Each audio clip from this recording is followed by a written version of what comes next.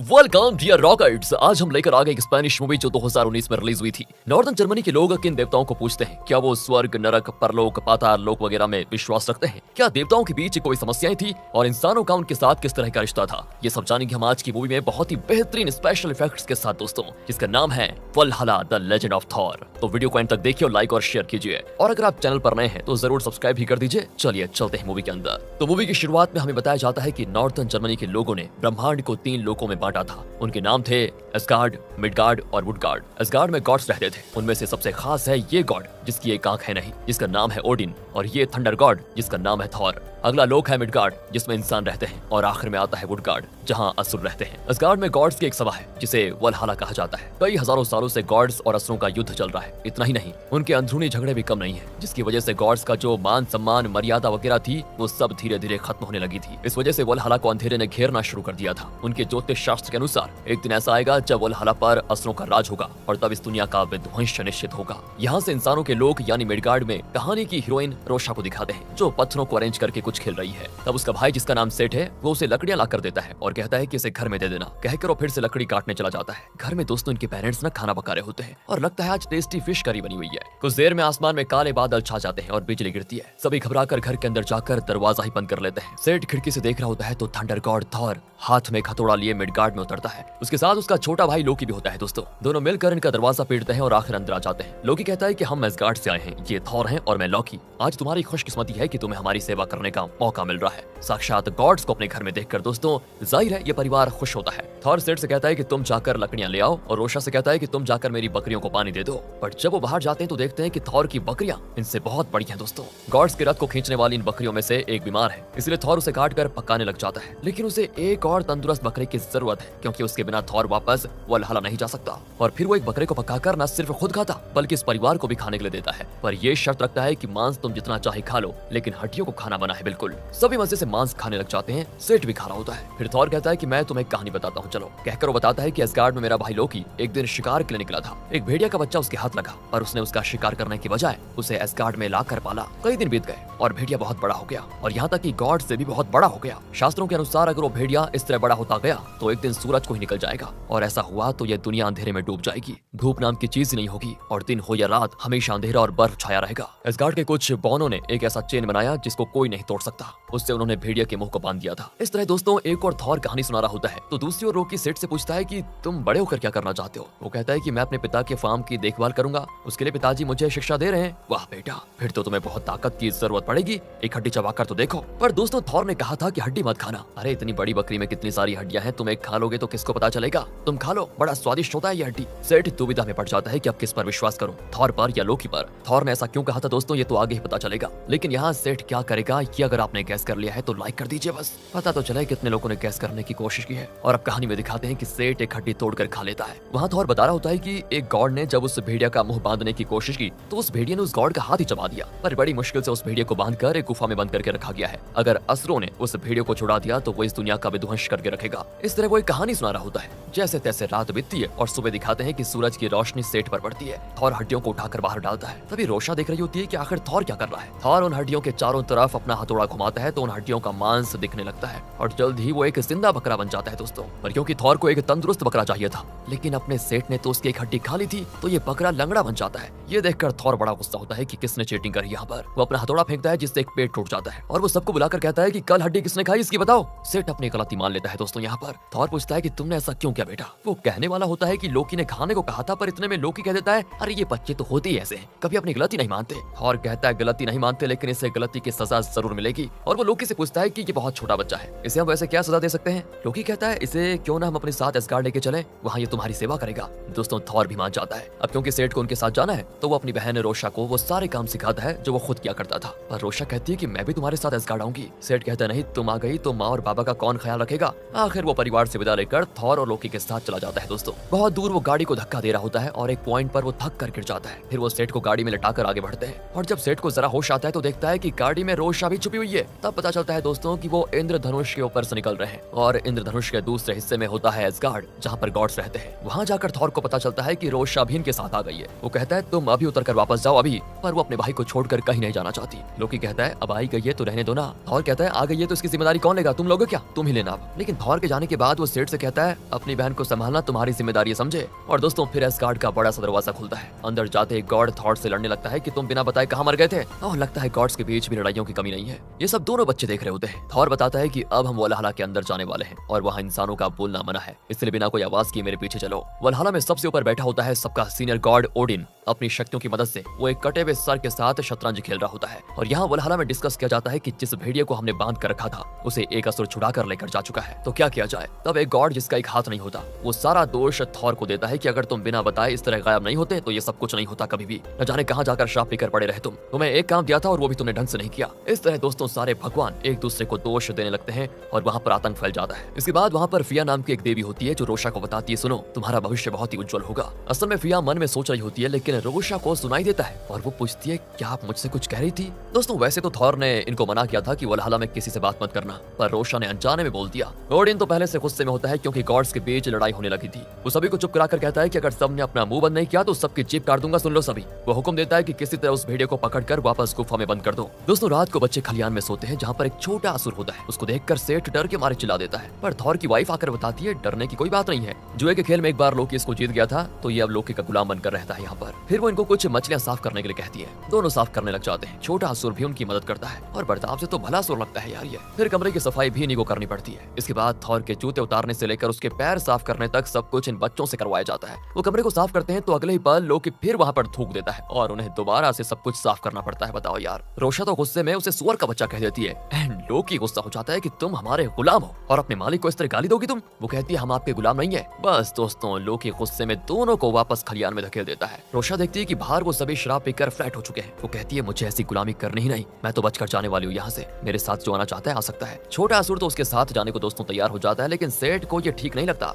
बाद में वो भी मान जाता है और तीनों वहाँ से बाहर निकलने वाले होते हैं। लेकिन अब उन्हें वलहला के किले को पार करना पड़ेगा। वहाँ पर गॉड्स के सिंहासन को देखकर सेठ का बड़ा मन करता है कि उस पर बैठूं मैं, लेकिन वो सब करने का तो अभी टाइम है नहीं। और ये कहकर रोशा उसको खींच कर लेकर जाती है। दूसरी ओर छोटा असुर वहाँ के एक सिपाही पर हमला करके उसे बेहोश कर देता है और इस तरह तीनों बच्चे दरवाजे से बाहर निकल आते हैं। सेठ उस छोटे असुर से कहता है कि देखो अब तुम अपने रास्ते जाओ क्योंकि हम मिडगार्ड जा रहे हैं, वहाँ तुम्हारी कोई जगह नहीं है। लेकिन रोशा कहती है कि देखो अगर मिडगार्ड में तुम्हें किसी ने देख लिया तो शायद तुम्हारी जान ले सकते हैं वो, इसलिए तुम कहीं और सेफ रहना। इस तरह वो बड़ी नरमी से पेश आती है दोस्तों। फिर दोनों मिडगार्ड की ओर चलने लगते हैं लेकिन छोटा असुर बेचारा उनके पीछे पीछे आ जाता है। सेठ तो उसको फिर डांटता है तो रोशा कहती है गॉड्स ने हमें गुलाम बनाकर रखा, अब तुम भी उससे गुस्सा मत करो प्लीज, बेचारा कहाँ जाएगा वैसे भी। तो दोस्तों अब धीरे धीरे वो एस्गार्ड के बॉर्डर पर पहुंच चुके हैं। आते वक्त तो ये इंद्रधनुष पर चल कर आए थे लेकिन अब इंद्रधनुष नहीं है। अगर नीचे पैर रखा तो उड़ेंगे या फिर गिर जाएंगे ये भी नहीं पता इनको। रोशा भी हवा में पैर रखने की कोशिश करती है लेकिन गिर जाती है। सेठ उसको पकड़ लेता है। फिर रोशा तो पूरी तरह चिल्लाती है और तब छोटा असुर अकेले ही उसको पकड़ कर खींचता है और इस तरह रोशा को बचा लिया जाता है। फिर वो पथरीले पहाड़ों से होकर नीचे उतरने की कोशिश कर रहे होते हैं और तब उन्हें एक भेड़िए के पैरों के निशान दिखते हैं, पर लगता है भेड़िया बहुत बड़ा था। आखिर वो एक ऐसी जगह पर पहुंचते हैं जहां पत्थरों के ऊपर एक झोपड़ी बनाने का फैसला करते हैं। लेकिन सेठ को ये बिल्कुल अच्छा नहीं लगता।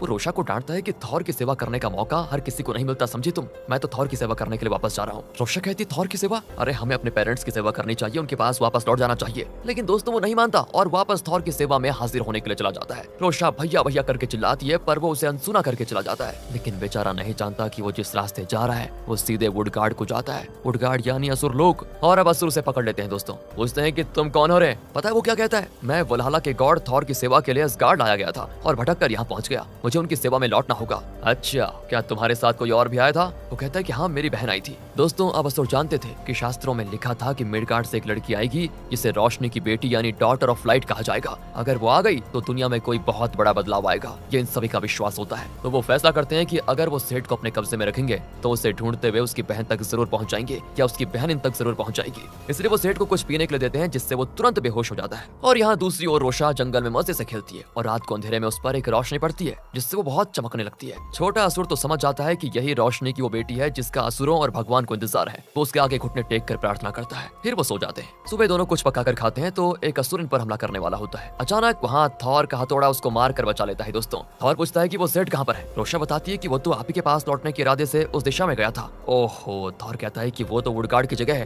और तुम अपने भाई को फिर कभी अब देख नहीं सकती। ये कहकर वो रोशा को अपने साथ लेकर जाता है और जंगल में दोस्तों उनकी मुलाकात एक और गॉड से होती है जिसका एक हाथ नहीं होता। वो कहते हैं कि हम भेड़िया को ढूंढ रहे हैं और तब न जाने दोस्तों वो बड़ा भेड़िया कहां से वहां पर आ जाता है और इन पर सीधा हमला करता है। पर दोस्तों रोशा उस भेड़िया को फेल कर देती है। उसे पता होता है कि वो कहां से आने वाला है और इस तरह वो थॉर और भेड़िया के बीच में खड़ी हो जाती है, लेकिन भेड़िया उसे कुछ नहीं करता और एकदम शांत हो जाता है जैसे कि वो रोशा का कहना मान रहा हो। फिर वो किसी पर हमला नहीं करता और वहां से भाग जाता है। अब थॉर रोशा से पूछता है कि तुम्हें कैसे पता चला कि वो भेड़िया मेरे पीछे है और उसने तुम पर हमला क्यों नहीं किया। रोशा कहती है वो तो मैं भी नहीं जानती, लेकिन मैं उस भेड़िया को फील कर पा रही थी, उसकी बातों को मैं समझ पा रही थी। थॉर भी सोच में पड़ जाता है कि कहीं यही वो रोशनी की बेटी तो नहीं जिसका शास्त्रों में जिक्र किया गया है। एंड वो पूछ लेता है क्या तुमने सपने में कोई रूप देखा था। वो कहती है अक्सर एक रूप दिखता है मुझे, लेकिन मैं नहीं जानती वो कौन है। ये कहकर वो पत्थरों से उस रूप को बनाकर दिखाती है। दोस्तों वो बताती है कि बीच में जो पत्थर है ना वो जीवन वृक्ष है जिसकी जड़ें असगार्ड से लेकर नीचे मिडगार्ड तक फैली हुई है और यही वृक्ष इस पूरी दुनिया को जीवित रखता है। दोस्तों अब थॉर लोकी को भी बताता है कि यही है रोशनी की बेटी। दूसरी ओर वुडगार्ड में दिखाते हैं सेठ को फिर से मंत्रपान के नाम से कुछ पीने के लिए दिया जाता है और यहाँ वल्हाला में थॉर सबको बताता है कि रोशा ही रोशनी की बेटी है, पर कोई भी गॉड उसकी बात पर विश्वास नहीं करता।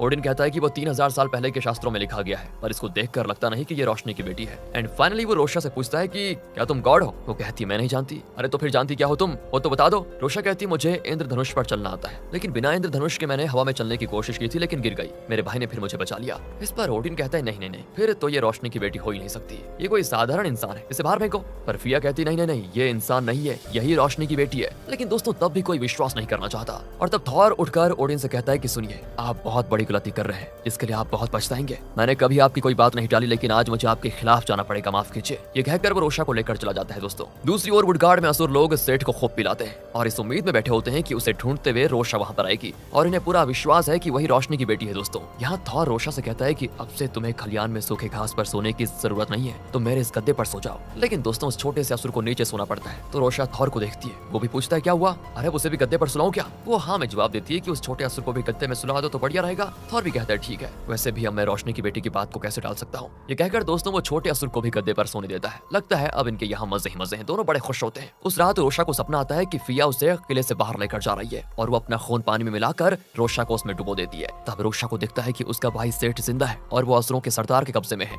दूसरी ओर उसे ये भी दिखता है कि वल्हाला में गॉड्स की जगह पर असुर बैठे हैं और लगता है उन्होंने कई गॉड्स को गुलाम बनाकर रखा हुआ है। फिया बताती है कि हमें डर है कि असुर हमारे वल्हाला पर कब्जा करके हमें मिटा न दे, हमें बचाने के लिए हमें रोशनी की बेटी की मदद चाहिए और मुझे विश्वास है कि तुम ही वो लड़की हो जो हमें असुरों से बचा सकती हो। दोस्तों ये सब कुछ सपने में था तो अचानक रोशा की आंखें खुलती है। वो रियलाइज करती है कि ये एक सपना था वैसे, लेकिन उसका पूरा शरीर दोस्तों भीगा होता है, मतलब ये पूरी तरह से सपना भी नहीं हो सकता। वो थॉर से कहती है मेरा भाई जिंदा है, हमें उसे बचाना होगा। अगली सुबह दोस्तों एक कौवा आता है और सेठ की माला इनके पास डालकर उठ जाता है। रोशा कहती है तो मेरे भाई का है, वो जरूर जिंदा है, हमें वुडगार्ड जाकर उसे बचाना चाहिए। थॉर को भी अब मानना पड़ता है और लोकी को लेकर वो वुडगार्ड की ओर बढ़ते हैं। बहुत ही लंबा रास्ता होता है और रास्ते में थॉर को देखकर असुर घबरा जाते हैं। दोस्तों उन्हें और डराने के लिए थॉर अपना हथौड़ा दिखाता है तो उसमें भी बिजली निकलती है और वो बेझिझक वुडगार्ड में अच्छी तरह घुस जाते हैं और जब जरूरत पड़ती है तो हथौड़ा दिखाकर उनको डराते भी हैं। आखिर वो असुरों के सरदार के पास पहुंचते हैं। वो पूछता है कि तुम्हें क्या चाहिए। थॉर कहता है कि हम इस लड़के को लेने के लिए आए हैं। सरदार कहता है इसे ले जाने के लिए तुम्हें एक खेल खेलना होगा और अगर तुम इस खेल में जीत गए तो लड़के को तुम लेकर जा सकते हो आसानी से, और हाँ अपना हथौड़ा साइड में रख लो पहले, फिर आना। अब और कोई रास्ता न पाकर थॉर भी हथौड़ा दूर रखकर आ जाता है। सरदार कहता है कि हम तुम्हें एक जानवर के सींग में शराब बना कर देंगे जिसे तुम्हें एक ही गल्प में पूरा पीना होगा।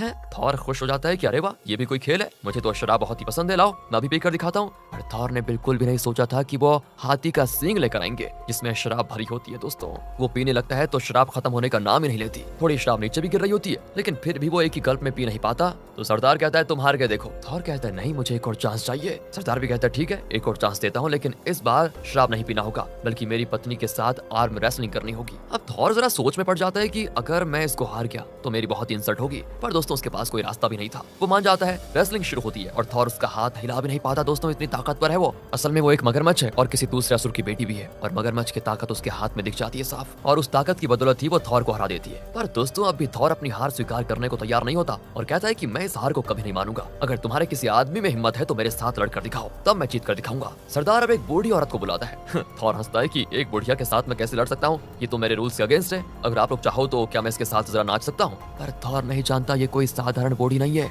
बल्कि मौत की देवी है। दोस्तों वो थॉर को पकड़कर उसकी पूरी जवानी चूस लेती है और थॉर बूढ़ा होकर नीचे गिराता है, किसी भी वक्त वो मर सकता है। पर इसी बीच एंट्री होती है लोकी की, वो रोशा को वहाँ से बाहर भेज देता है कि जल्दी यहाँ से बच निकलो। असुर दोस्तों लोकी को भी पकड़ लेते हैं। रोशा जैसे तैसे वहाँ से बचकर बाहर निकल जाती है और सीधे वल्हला में आकर सारे गॉड्स को बताती है कि थॉर और लोकी के साथ ये हो गया। वो कहती है कि थॉर मरने वाला है, प्लीज उसकी मदद के लिए चलिए। लेकिन सारे गॉड्स शराब पीकर नशे में उल्टियां कर रहे होते हैं। वो कहते हैं कि थॉर को कभी मौत नहीं आएगी, अब तुम भागो यहाँ से जाओ। कहकर वो उसको धक्का देने वाले होते हैं कि फिया उनके हाथों को बांध कर कहती है ये खुद ही चली जाएगी, आप इस पर हाथ मत उठाइए। आखिर दोस्तों रोशा भी चली जाती है और वो उस जंगल की तरफ जाती है जहाँ उसने भेड़िए के पंचों को देखा था। वहाँ पर वो एक गुफा पर रुकती है और वो फील कर पाती है कि इसी गुफा में वो भेड़िया है। और दोस्तों तब वो बड़ा सा भेड़िया बाहर आता है और रोशा का इशारा देखकर वो आराम से उसके साथ आ जाता है। दूसरी ओर फिया ओडिन को बताती है कि सच में रोशा ही रोशनी की बेटी है, आप मेरा यकीन को नहीं मानते। ओडिन कहता है वो एक साधारण इंसान है, लेकिन फिया कहती है कि हमारी ताकत इसी में है कि इंसान हमें पूछते हैं, अगर वो हमें नहीं पूछेंगे तो हम भगवान कहाँ रहेंगे। उन इंसानों के महत्व को समझकर उन्हें इज्जत देने में आपको क्या परेशानी है बताइए, रोशा हमें बचा सकती है, आप इस नजरिए से क्यों नहीं देखते। एंड इस पर ओडिन भी सोच में पड़ जाता है कि बात तो सही है।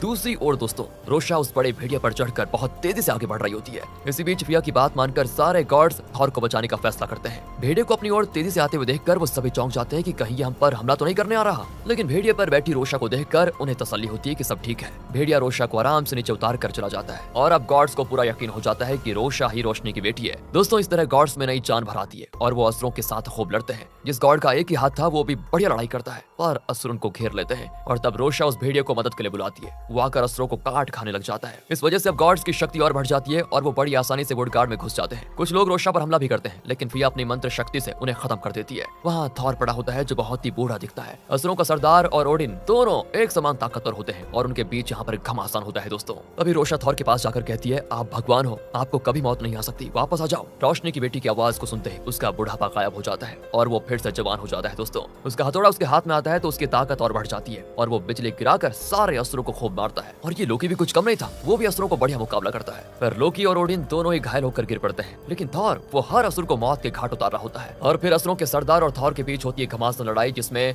चिंगारियां उठती है। इसी बीच रोशा भी अपने भाई को जगाने में सफल हो जाती है जिसे असुरों ने कुछ पिलाकर अपने वश में किया हुआ था। दूसरी ओर असुरों का सरदार थॉर की गर्दन पकड़कर उसे ऊपर उठा देता है और थॉर अपना हाथ उठाकर अपने हथौड़े को बुलाता है तो वो थॉर के हाथ में सीधा जाता है। बस फिर क्या था, वो सरदार के सर पर इतना जोर से मारता है कि उसमें से बिजली निकलती है और सीधे सरदार चलकर राख। दूसरी ओर सेट अपनी बहन को देखकर बड़ा खुश होता है और उसे गले लगा लेता है। इस तरह दोस्तों गॉड्स जीत जाते हैं। यहाँ से वल्हला को दिखाते हैं जहाँ रोशा को ही एक सिंहासन दिया गया है बढ़िया वाला, क्योंकि वो भी एक गॉड है। पर वो कहती है मुझे यहाँ नहीं रहना, मुझे अपने पेरेंट्स के पास मिडगार्ड जाना है, मुझे वही जिंदगी पसंद है, मुझे अपनी मर्जी से जीने दीजिए। ये कहकर वो चली जाती है और दोस्तों गॉड्स भी उसके फैसले की इज्जत करते हुए उसको जाने देते हैं। और जाने से पहले वो कहती है जब मैं यहाँ आई तो आप लोगों के बीच कोई एकता नहीं थी, सब एक दूसरे से लड़ते थे। गॉड्स की ये सभा जिसे आप लोग इतने गर्व के साथ वल्हला कहते हैं वो हमारे मिडगार्ड की लोकसभा और राज्यसभा से भी बदतर हालत में चलाई जा रही थी पता है। लेकिन अब आप सब एक हो चुके हो और अब यहाँ पर शांति चाहिए। शायद यही शास्त्रों में लिखा था कि मेरे रूप में एक रोशनी की बेटी आएगी और उसके आने से आपके बीच एकता आएगी। उस हिसाब से यहाँ पर मेरा काम तो खत्म हो गया और अब मुझे यहाँ से जाना होगा। पर सेठ कहता है कि मुझे तो यहीं थॉर के पास रहना है। रोशा कहती ठीक है जैसे तुम्हारी मर्जी। और दोस्तों अब रोशा और उसका छोटा असुर बाहर निकलते हैं और एस्गार्ड के एज पर पहुंच जाते हैं। अभी वहाँ पर कोई इंद्रधनुष नहीं होता, लेकिन वो हिम्मत करके नीचे कूदते हैं और तब वो इंद्रधनुष अपने आप इनके पैरों तले बन जाता है और वो आराम से उस पर चलने लग जाते हैं। तभी सेठ भी भागा चलाता है कि नहीं नहीं मैं भी तुम्हारे साथ आऊंगा। फिर क्या था दोस्तों, तीनों मिडगार्ड की ओर आते हैं। आखिर वो अपने पेरेंट्स से मिल जाते हैं और इसी के साथ ये मूवी यहाँ पर खत्म होती है।